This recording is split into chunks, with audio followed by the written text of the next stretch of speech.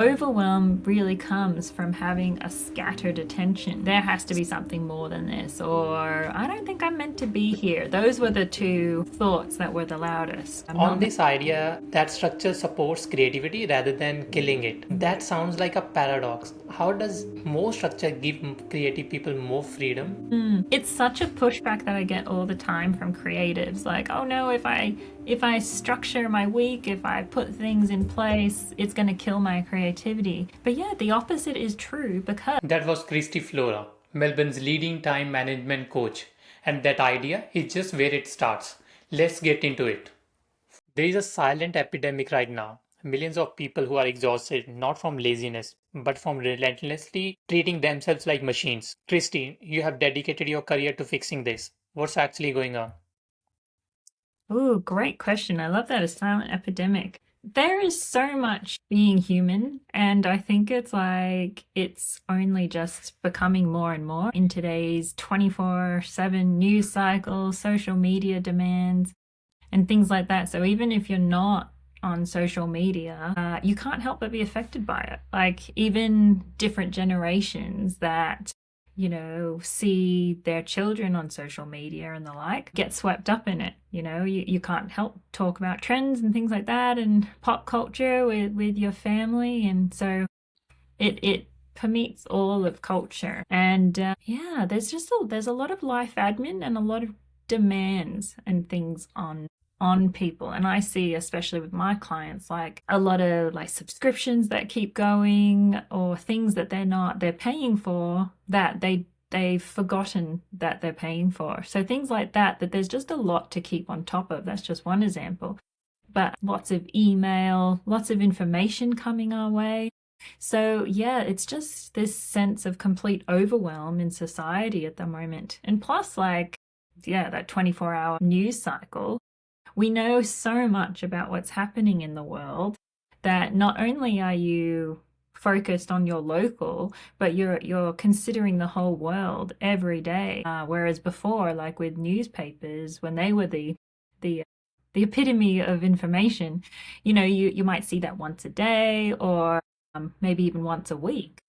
But yeah, now it's all the time. So it's a lot. Yeah, and people are feeling that. People are feeling just the immensity of everything you have to be across. So, do you think it's because of a lot of resources these days, digital tools, we have social media, we have all these emails coming to us? Does it make us overwhelmed or is it something else entirely? I think it definitely has a part of it. It plays a huge part in it. If you go back to the history of the email, for example, email was created as this is going to make everything faster, simpler, easier, but people use it in a way that it wasn't intended for. So depending on your role, it can be very useful. So a story comes to mind of someone who would put together contracts. And prior to email, they were like glued to a fax machine over the weekend, trying to get different pages together to do this contract. Whereas now, you can have it just in your little device in your hand, and you can still move around on the weekend. You don't have to be glued to that machine.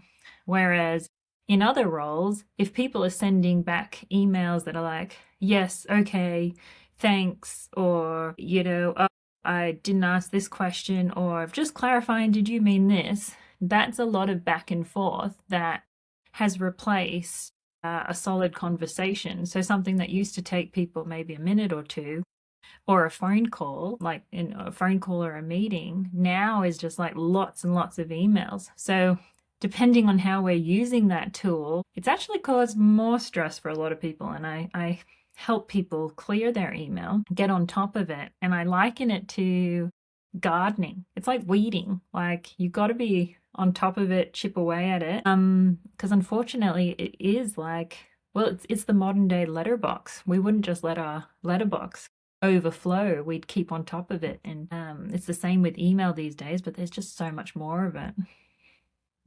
So, you were a policy officer in the Australian government. That's a structured, respected, secure job, yeah? Mm. Something made you walk away and start something called Flora and Order. What was Mhm. actually happening inside during that time? Yeah. So for the longest time, well, I grew up in a family where my dad, we moved around a lot for his work. And one of his catch cries was, you get a job that you love. Get a job that you love. Because he didn't love his job. He liked the perks of travel and things like that, but he didn't love his job. So that was always drilled into us as kids, like get something that you love doing, find something that you love doing, because it's a long time to be working and to be making a living. So I didn't know what I wanted to do. I had dreams as a kid of being a vet. And then I was like, I want to be a screenwriter and I want to win an Oscar and, like the whole kit and caboodle. I'm still very much interested in the arts and film. And then we ended up moving to Canberra, and Canberra being the capital of Australia, it's very politics driven. And so if you're not sure what you want to do, the route that you kind of fall into is government work. So I went to uni. I did an arts degree, and I did an arts degree because I was not sure what I wanted to do, but I was interested in a lot of different things. And I loved university. It was fantastic just to dip your toe into a lot of different things. The most random class I did was the history of sport. I was so random, but I learnt so much. I'm not a sports fan at all, but I learnt so much about how like different leagues of rugby came about and things like that, and just the background of stuff. And it was really, really good. Finished uni though, wasn't sure what I wanted to do. Still went overseas for a year to Ireland, and I thought, travel or find, I'll have that clicking moment. Came back, didn't have that clicking moment. Ended up working for the government, and then that just sort of came about. I was just going along. I looked ahead at my director, at the people that were higher above me, and I was like, that's not for me. That doesn't look fun at all. Like, I don't want that life. And it was just kind of a slow build. It was a slow build of just like, this isn't for me. This isn't what I want. This isn't what I thought life would be. And around that time, people at my workplace in the government started noticing how organized my desk was. They started noticing that I was always prepared for stuff. So I had, backup stockings in my drawer. I had like a hairbrush. I had band-aids. I had anything that I needed to like feel my best during the day. I had it organized. I had it prepared. And I also I'd have breakfast with a friend in the morning. I'd go to boot camp in the morning. I'd go to work. I'd have a lunch with someone. I'd do something in the evening. Like my days were really packed because, well, one, I was organized, but two, because I was trying to live life like outside of this 9 to 5. So I was very much in that previous I was living for the next holiday. I was living for the next weekend. And I was like, this isn't it, surely. Yeah. And so people kept commenting about how organized I was. And then I started helping people get organized. And I was in-house organizing first. So I helped people declutter a garage, do their wardrobe, move house. It was around that time I started finding out that people in some Sydney organizers, yeah, they were professional organizers. And I was like, oh, wow. So, and organizing had been an industry for a while, but was starting to boom in Australia. It had already, like, people understood what a professional organizer was in America, but it was starting to become more known here in Australia.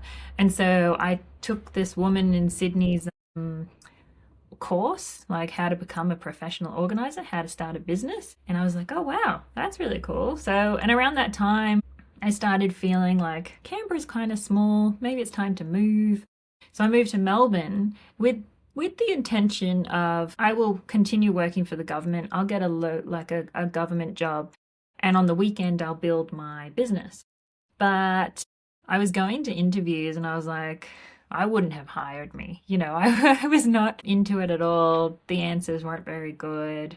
So then I flipped it. I was like, well, I'll get a part-time job and grow my business through the week. So then just like fell back into, because my prior to being in the government, and especially during traveling, I was doing a lot of reception work, a lot of admin support work. And so they're great skills to fall back on, especially if you're between things.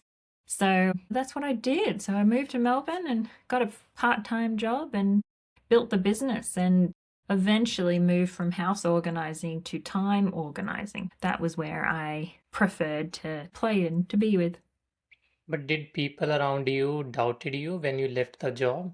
It's a secure one, it's financially well, and people are like, why are you leaving such a secure job? People are looking after it, and you are like leaving it for something which you don't even know at that time it's gonna work or not. What's your reaction at that time? Yeah, for sure. When I said to people, oh, moving to Melbourne and I might not come back, they were like, oh, well, you're only 5 years off of long service leave. Like, it's only 5 years. And to me, that just felt like an eternity. It was amazing that these people would say, you're doing, well, that's a bit of a gamble. And I do think on reflection, like I'm 40 now, and at that time I was 29. And when I decided to leave, I had my 30th birthday in Canberra, and then I ended up moving to Melbourne. So, it's like a decade ago. But late 20s is a very different vibe. So, would I be starting a business right now? I'm like at 40, like maybe, I'm not sure. But like at that time at 29, 5 years looked so long because I was like, I had the energy, I had the wherewithal to do it, to try something and to take that gamble. Whereas those people that were a bit playing it safer, they were older. They were probably a fork in the road as well, is when do you take these chances? And at that time I had no family, no one was dependent on me. So I was just like a free agent. I was just like, yeah, if I want to move to the other side of the world, if I want to move just down the road, I can do whatever I want. So there was pushback for sure. There were people who didn't get it, but then there were other people who did get it and who were like, oh yeah, like try it, why not? And I always say to my clients, like, because I had a client who started with me and he was a OH&S officer at a power plant, and we started working together just to get his work stuff organized and his days better streamlined. And a year later he quit that job and became an artist. So it's like, it's really cool to he was able to get himself so organized that he had the headspace to actually check in and feel, this isn't for me. I want to be doing something else. And what I've always suppressed is art. And actually that's what I want to give a go. And I've built up enough reserve that I can try that. And he and I would often have conversations about how did I start a business and what would I impart. And I always said to him, I would have no idea back then what Flora and Order would look like now. And that's part of the beauty of trying something, is like you just don't know what it'll look like. But you got to follow those feelings of, I feel like this is it. I feel like I should try it. I need to do this. And recognizing those feelings in your gut, or that feeling that you're like, this is the way. It's like a whisper. It's like, it's so small and you can easily suppress it. And I suppressed it for several years, but until it got too loud that I was like, I got to do something else. I got to get out. But yeah, following the breadcrumbs, following what feels good has never let me down. Like, just if you have that flicker of like, ooh, I should go try that, or I should go look into that, do it, follow it. So that's what me and my client had a lot of conversations about, and now they're an artist doing like huge fire pit steel constructions. It's so cool. But is there any specific moment or specific conversation that you decided that I'm gonna start a business, or I don't want to do this structured job or a rigid structured job, that I want to start my own business? Is there any specific thing that happened to you? Oh, not a specific moment. It was just a little by little, just the piling up of that feeling of like, there has to be something more than this, or I don't think I'm meant to be here. Those were the two thoughts that were the loudest. Yeah, I'm not meant to be here. This isn't for me.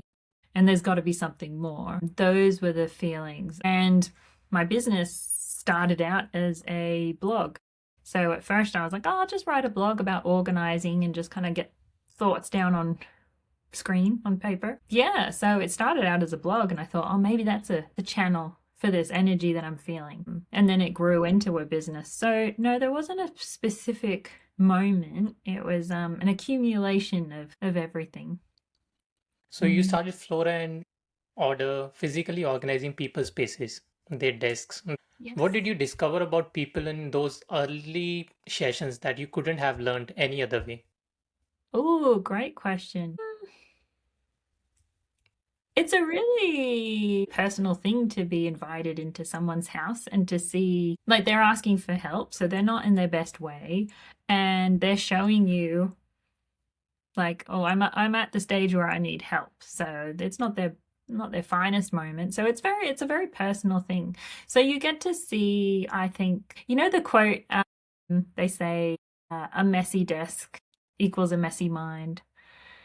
I think that's very true. I think our environments definitely reflect what's going on inside. So I would walk into places, into houses, and you could really get a feel for what was happening in the family for that person just by kind of looking around and going, what are you prioritizing right now? What has been dropped? I also found that very interesting, the house organizing from a point of view of like museum and collections, because I really love museums and galleries, and I had done a postgrad certificate in museum and collections. That was an area I thought, oh, maybe I'll go into that. But what I found was that study, you can apply that to people's houses. You can see how people have curated themselves. You can have a look at the life that they're presenting. And yeah, you can have a look at what it is that they value. And it's all through the things that we keep, we save, we discard. It's a very interesting area of life, I think. I have a follow-up question. What Yeah. did a messy desk look like to you? Messy desk. How to describe it? Many images have flown into my mind. But nothing has a home. So, you know, if you have many pens or writing instruments, they're not in a cup. They're just scattered over the desk. There's many piles of paper. There's lots of post-it notes around the screen and in front of the keyboard. Yeah, it kind of looks like someone's opened a window and the big gust of wind is coming. And just like it's just like covered and just in everything. So yeah, nothing has a home. There's no kind of like zones. Like there's no zone of like, oh, this is where I put my phone. This is where I take a phone call. This is where I'm writing. It's just all, yeah, the wind has come in and just tornadoed the whole desk.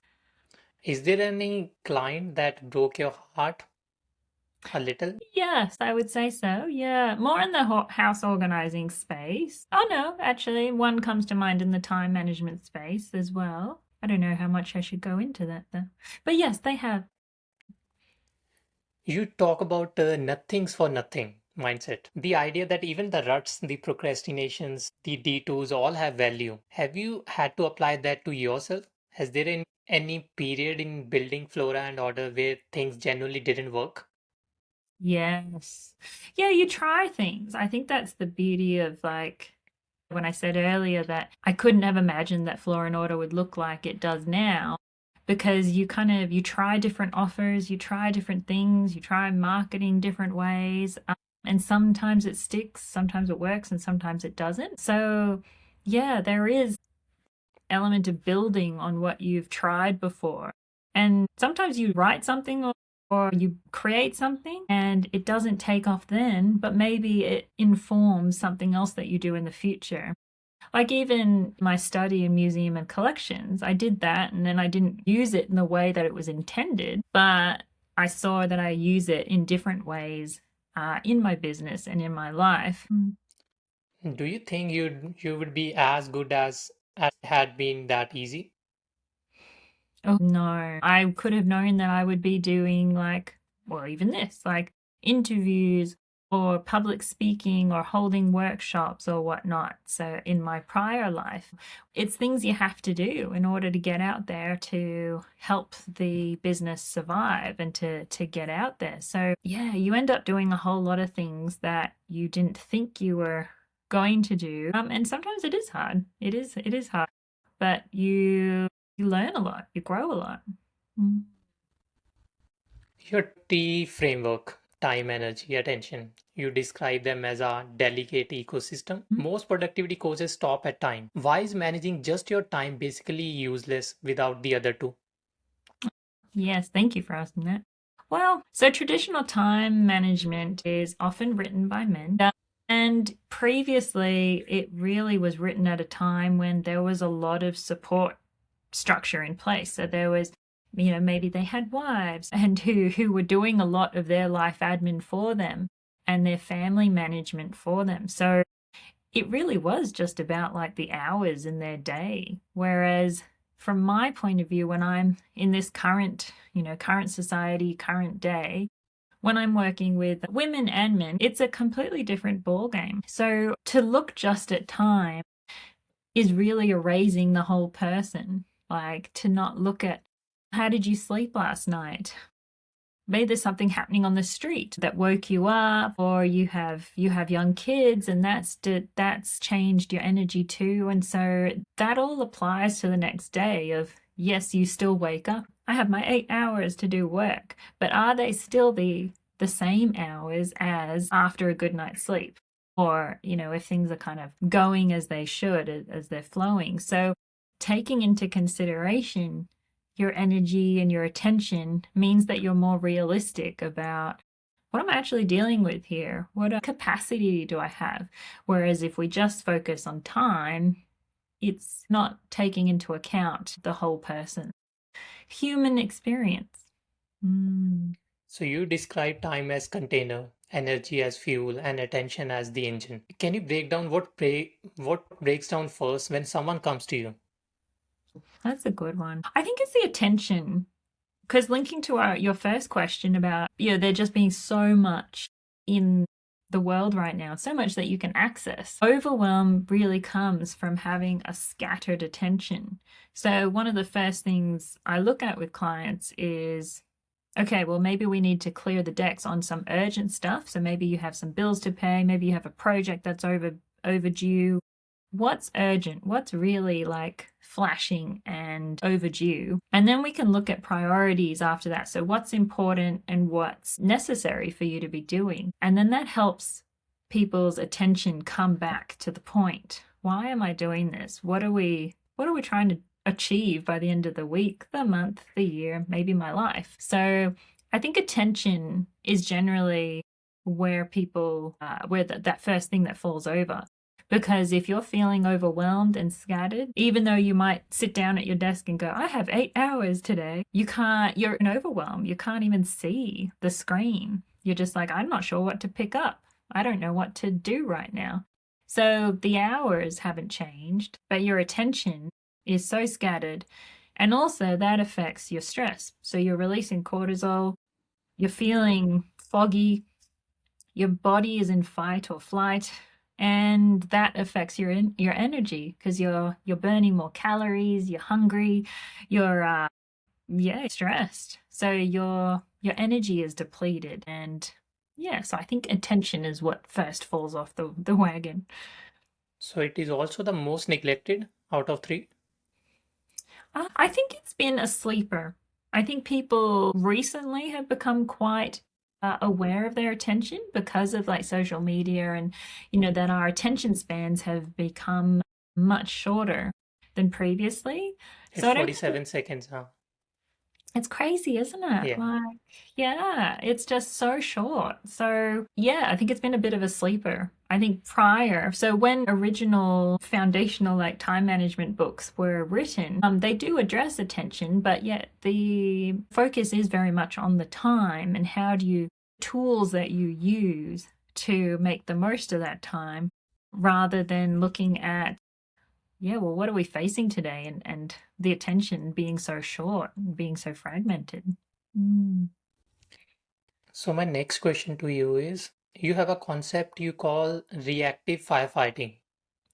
This idea of spending your day just responding to whatever lands in front of you. I think most people listening are doing this right now. What's the real cost of life spent firefighting? Yes, that's so true. So, yeah, that's about just working on what's shown up. So, what's showing up every day? And that, when I say working, I mean in life and employment. So, in both cases, waiting for something to blow up and go, oh, okay, so now I need to look at that. Now I need to work on that. Rather than taking control. And yes, some things are emergencies and you can't predict them. But often I see a lot of people dealing with an emergency, but they knew about that emergency 2 months ago, 3 months ago, you know? So it's not genuinely an emergency if you had that much time to work on it and to make progress. So that's part of that attention cycle and that overwhelm that we feel these days is that we got to do everything right now in this moment and rather than just waiting a moment or planning it out. Like, how many times do you have friends apologize for, sorry, it's been 3 days since I got back to you about something that's not urgent? Why are we apologizing for that? Like, if we were still sending each other letters, it would be much longer. So I have a friend, she would be always apologizing, and I'd be like, it's okay, just pretend it's a letter. Like, we're not talking about anything that we need an answer to right now. Like, it would be different if I was talking to you about going to the movies tomorrow and I needed to know, are we going to the 6:30 session or are we going to the 8:30 session? I need to know that now. But I don't need to know the chit chat and stuff right now. So take your time. Whereas we're always apologizing. Oh, I've taken a few days. It's fine. It's okay. And sometimes when I'm working with people with their work, slowing down on email responses is one of the things. So there's people in one camp who are letting things fall through the cracks and they're like, oh my gosh, I haven't replied to that email. It's been 2 months. I'm actually really embarrassed. And then there's other people who they're living by the dings. And so their attention is so fragmented that they can't actually work on anything deeply because they're so addicted to responding quickly. So it's like, okay, well, you need to have a bit of a system, this person over here with the email with 2 months, to make sure that things don't fall through the cracks. Whereas this person over here needs to turn off the notifications and have some set times that they're actually doing email in their day. Mm.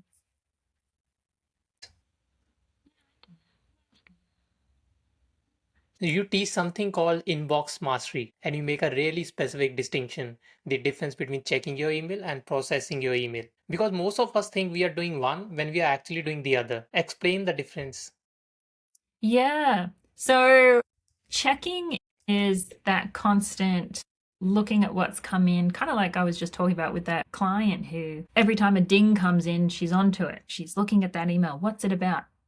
Whereas processing is actually taking time to do the email. So we have checking, which is you come in first thing in the morning and you have a look at what's come in, and that gives you an idea of what emergencies have occurred. What do I need to really get on top of? And you might delete some stuff. Maybe there's some stuff that's just like, oh, yep, that's not important. But then there's things that maybe there's a reply you need to do, or there's a bigger piece of work in that email. And so later, when you find some time in your calendar, you're like, I need 30 minutes, I need an hour to do this. That's when you're actually processing.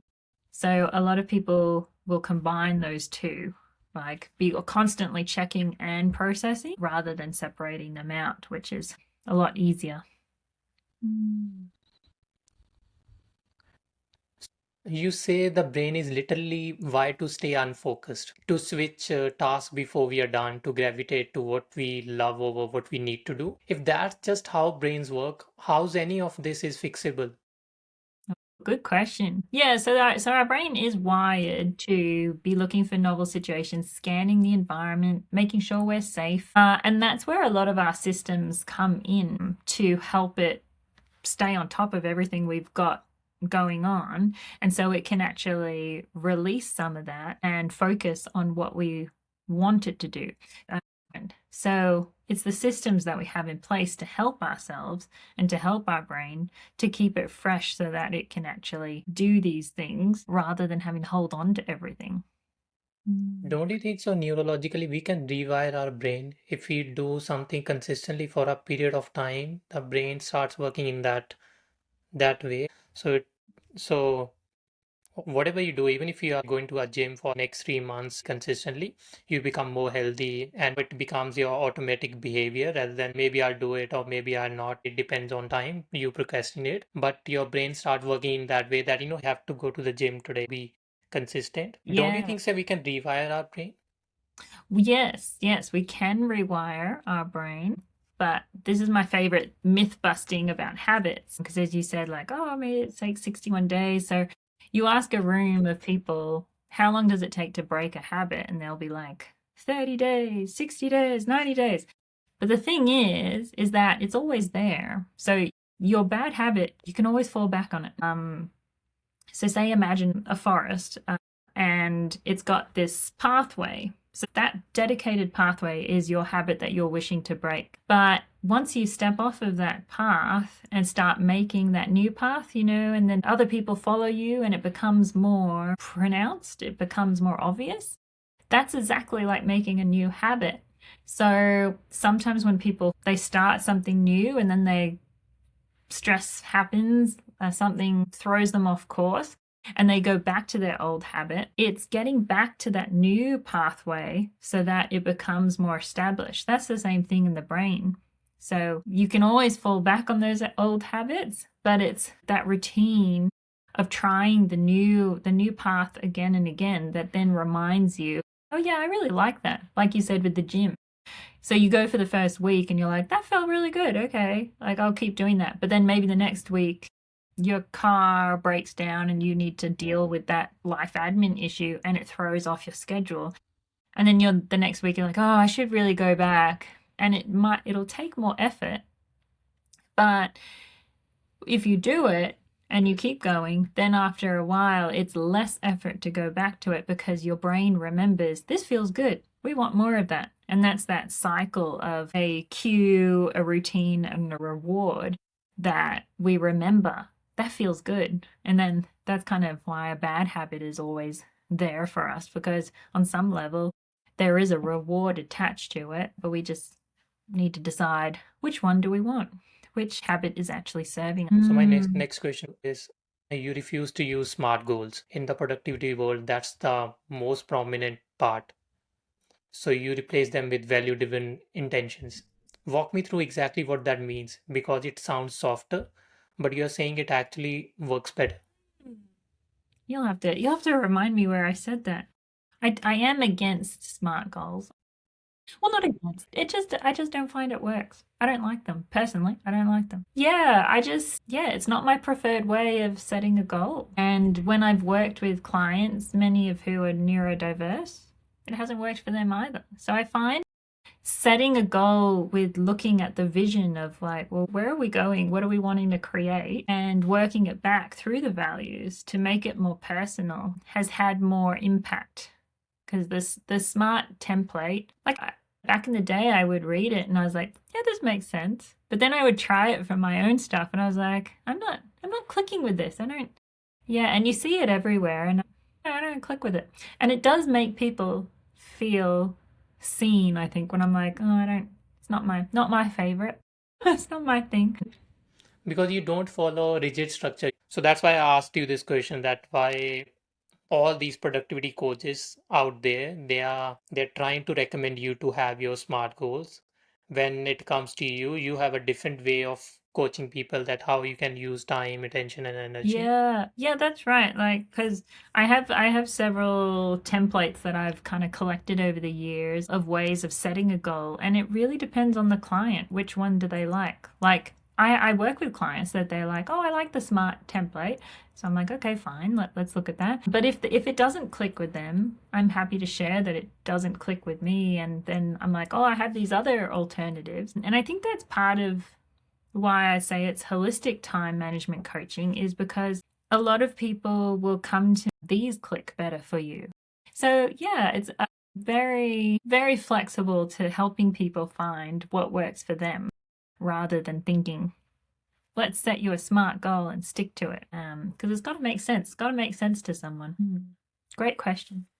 Because I think I even think I can't recall, but that the systems may not work for everyone, but because the productivity system, they give you recommendation on the basis of a structure which works for everyone, but it's not the case for everyone. It's a different structure. So maybe smart goals work for me but not for someone else, because if I recommend something that works for me to someone else, maybe it doesn't work for them. Exactly.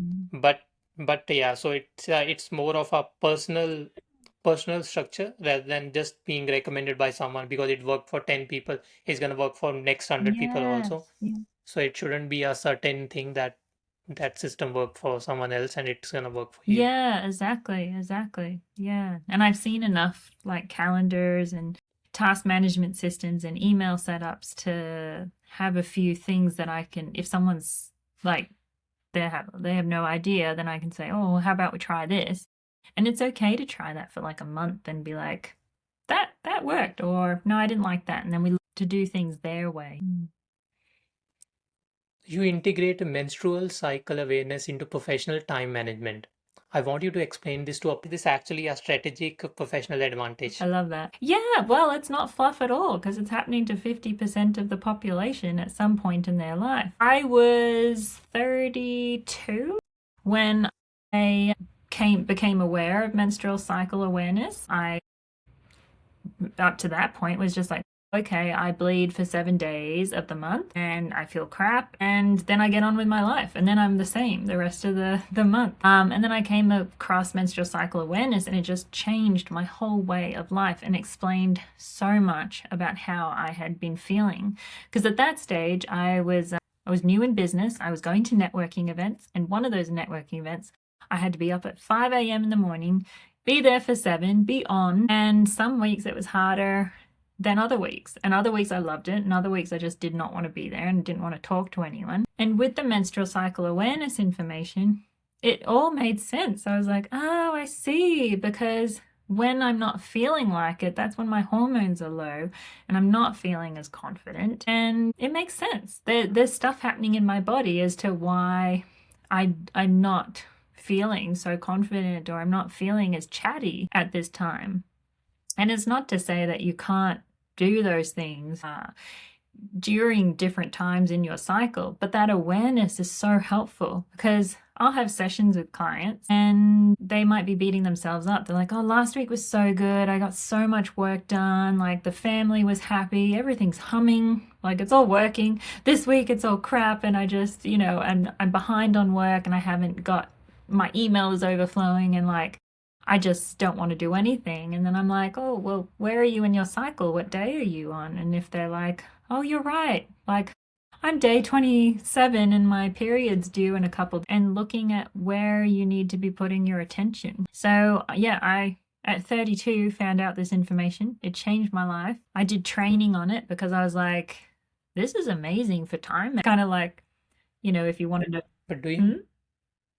do you think the girls who are teenagers now, they need to understand how their hormonal cycle works so that they can be better at time management? They can understand better their hormonal cycle that goes through the month and how they can be more productive at a certain period of Yeah, month definitely. and how they can be low and to blame yourself that, hey, why I'm not being productive or why I'm Yeah. just beating yourself up for that. And partners too, teachers, employers, like just to have that awareness of like, oh, someone is, maybe she was a bit direct today, because her patience is very low.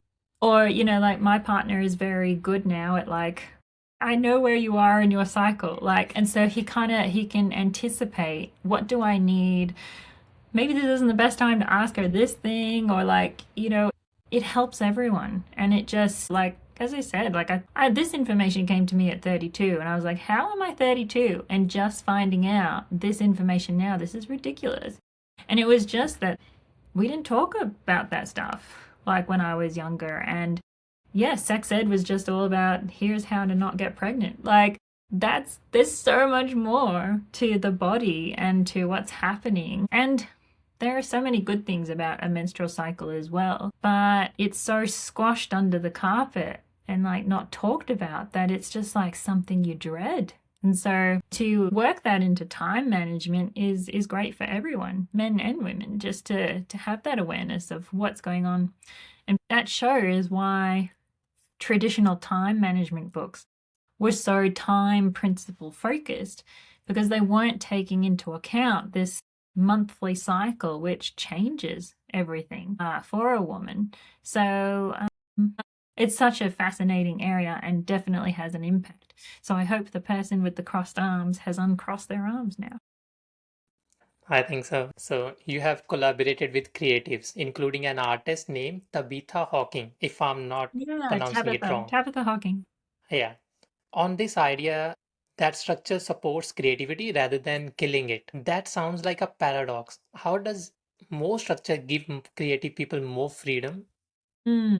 It's such a pushback that I get all the time from creatives. Like, oh no, if I structure my week, if I put things in place, it's going to kill my creativity. But yeah, the opposite is true because linking back to our earlier conversation about the brain and how the brain operates, the more structure you put in your week, the less your brain has to hold on to stuff. So it's got space for fresh ideas, creativity. There's a lot more freedom involved. So the structure actually helps you to create. And also, like we were talking about with habits, I forget who says it, but there's that great quote of like, beginners wait for inspiration and professionals just show up, something like that. Like with writing, like that you just got to do something regularly. You can't just be like, oh, I'm just waiting for inspiration. Like if you're serious, this is my livelihood and I'm going to get something out in the world, you need a structure. Otherwise, going back to the priorities and attention, not going to be sitting down and feeling good about creating art and fitting it in around other responsibilities. So yeah, it's a lot. It's a pushback I get a lot. But the opposite is completely true. Mm. After 11 years of doing this work, watching people up close in their most overwhelmed moments, what do you know about human beings and how we use time that genuinely shocks you? The thing that wasn't in any book. Oh, that's a really good question. What I think it shocks me that hmm,